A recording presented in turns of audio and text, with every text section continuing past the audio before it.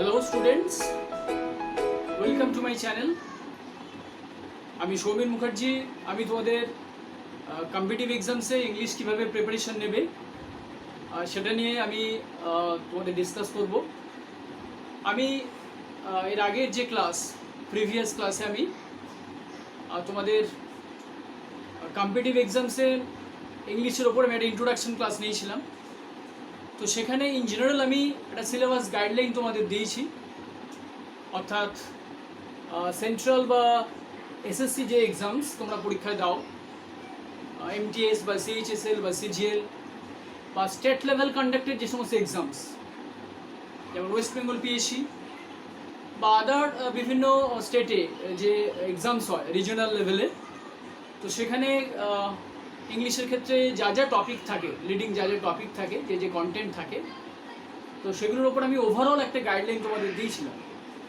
এবং সেখানে টপিক বা চ্যাপ্টারগুলো আমি রেফারেন্স দিয়েছি। আই হোপ তোমরা এই চ্যাপ্টারগুলোর সাথে নিজেরা ফ্যামিলিয়ার হয়েছো এবং সেগুলো নিশ্চয়ই চিন্তাভাবনা করেছো, আর টপিকগুলোর সাথে অ্যাসোসিয়েশন তোমাদের হয়েছে নিশ্চয়ই। তো আজকে আমি অবজেক্টিভ বা প্রিলিমিনারি ইংলিশের ক্ষেত্রে একটু ডিসকাস করবো, আলোচনা করবো তোমাদের।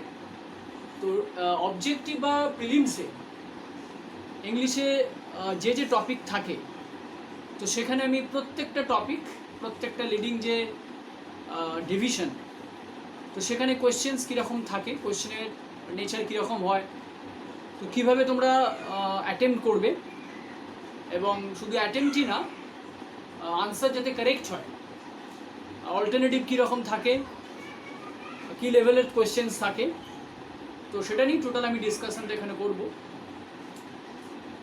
তো চলো আমরা প্রিলিমসের বা অবজেক্টিভ যে পার্ট, সেখানে আমরা চলে এসেছি গ্রামের জোন। গ্রামারের মধ্যে আমি ফার্স্ট টপিক যেটা আজকে ডিসকাস করবো সেটা হচ্ছে স্পটিং এরর্স। তো শুধু স্পটিং এরর নয়, আমি গ্রামের সেকশনের টোটাল আমি প্রত্যেকটা একটা করে এক্সাম্পলস দেবো বিভিন্ন সেগমেন্টের, এবং সেই এক্সাম্পলসগুলো দিলে তোমরা নিশ্চয়ই বুঝতে পারবে যে কী ধরনের কোয়েশ্চেন আসে পরীক্ষায়।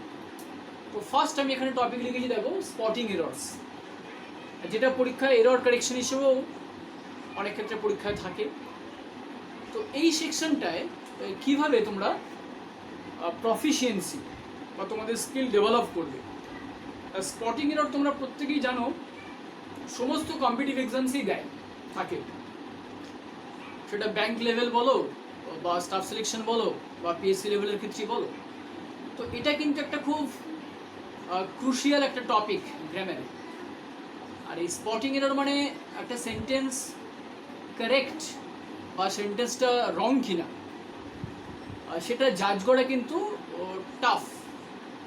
It needs rigorous practice obviously, এবং শুধু তাই নয়, প্র্যাকটিস ঠিক বলবো না, প্র্যাকটিসের সাথে সাথে তোমাকে এখানে আগে ফার্স্ট কনসেপ্ট তোমাকে বিল্ড আপ করতে হবে, মানে নলেজ এনহ্যান্স করতে হবে গ্রামারে। কারণ একটা সেন্টেন্স জাজ করা, whether it is erroneous or error free sentence, তো সেটা কিন্তু সত্যিকারেরই একটু টাফ কাজ। তো গ্রামারের সব চ্যাপ্টার, সব টপিক আমি ইলাবোরেটলি ডিসকাস করবো না। আমি ধারাবাহিকভাবে যখন আস্তে আস্তে কন্টেন্টের মধ্যে আসবো, ডিরেক্ট টপিকের মধ্যে যখন আসবো, তো সেখানে আমি সেই সমস্ত টপিক, সেই সমস্ত চ্যাপ্টারগুলো নিয়ে আলোচনা করবো যেগুলো পরীক্ষার জন্য ভেরি ভেরি ইম্পর্টেন্ট। আমি তোমাদের আগের দিনই বলছিলাম আগের ক্লাসে যে ওরিয়েন্টেশনটা কিন্তু একটা ভীষণ ভাইটাল জায়গা। নলেজ এবং ওরিয়েন্টেশন দুটোই প্রয়োজন পরীক্ষার জন্য, কিন্তু ফার্স্ট হচ্ছে আগে তোমাকে স্ট্র্যাটেজি, তোমাকে আগে প্ল্যানিং, মেথড অফ লেসন, অর্থাৎ কীভাবে তুমি পড়বে, তো সেই প্ল্যানিং বা সেই স্ট্র্যাটেজি কিন্তু তোমাকে আগে ঠিক করতে হবে।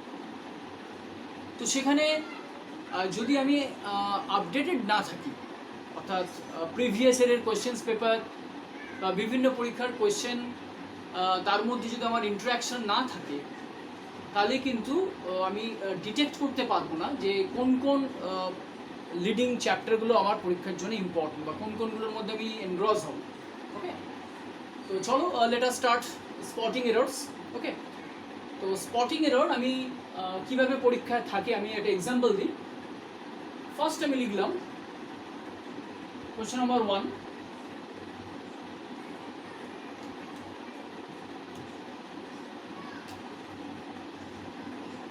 he has sold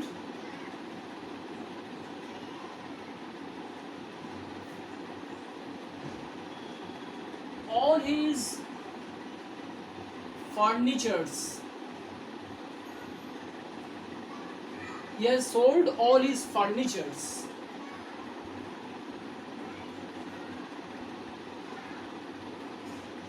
from his old house. তো সেন্টেন্সে কি লিখেছি আমি? He has sold all his furnitures from his old house. ওকে, তো এই সেন্টেন্সটা আমি ব্রেক করে দিচ্ছি। ফার্স্ট আমি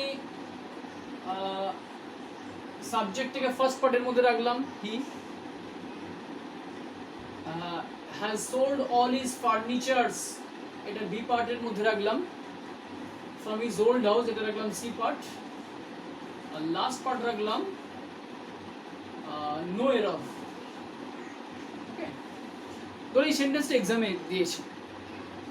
তো এখানে কারেকশনের ক্ষেত্রে তোমাকে at first you have to concentrate the sentence, সেন্টেন্সটা কনসেন্ট্রেট করতে হবে, মাইনিউটলি খুব অ্যাটেন্টিভলি পড়তে হবে, এবং সেন্টেন্সের মধ্যে সমস্ত প্রজ এবং কনস গ্রামারে, তো সেগুলো তোমাকে আগে ফার্স্টে কন্টেমপ্লেট করতে হবে, ভাবতে হবে।